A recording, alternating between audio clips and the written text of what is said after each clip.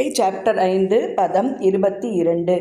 ஏஹி சம்ஸ்பர்ஷஜா போகா துக்கஹ யோனய ஏவதே ஆத்யந்தவந்தஹ கௌந்தேய நதேஷூரமதே புதஹ. அவர்கள் நிச்சயமாக சம்ஸ்பர்ஷஜா ஜடப்புலன்களின் தொடர்பினால், போகா இன்பம், துக்க துன்பம், யோனய மூலமான, ஏவ நிச்சயமாக, தே அவை, ஆதி முதல், அந்த முடிவு, வந்த உட்பட்டவை, கௌந்தேய குந்தியின் மகனே, ந என்றுமில்லை, தேஷு அவற்றில், ரமதே மகிழ்வடைவது, புத புத்தியுடையோர். ஜடப்புலன்களின் தொடர்பினால் வரும் இன்பம் துன்பங்களுக்கு காரணமாக இருப்பதால் அறிவுடையோன் அதில் பங்கு கொள்வதில்லை.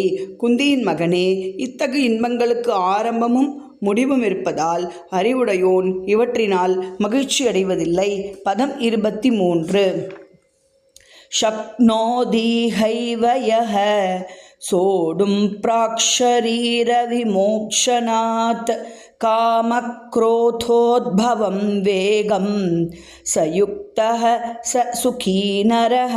ஷக்னோதி செய்ய முடியும், இக ஏவ இந்த உடலில், எவனொருவன், சோடும் பொறுத்து கொள்ள, பிராக் முன், ஷரீர உடல், விமோக்ஷனாத் விடுவதற்கு, காம காமம், குரோத கோபம், உத்பவம் இருந்து உண்டாகின்ற, வேகம் உந்துதல், ச அவன், யுக்த மெய்மறந்த நிலையில், ச அவன், சுகி சுகமான, நர மனிதன் ஒருவனால் தனது தற்போதைய உடலை நீக்கும் முன்பு ஜடப்புலன்களின் உந்துதல்களை பொறுத்து கொள்ளவும் காமத்தையும் கோபத்தையும் கட்டுப்படுத்தவும் முடிந்தால் அவன் நன்கு நிலை பெற்றவன் ஆவான்.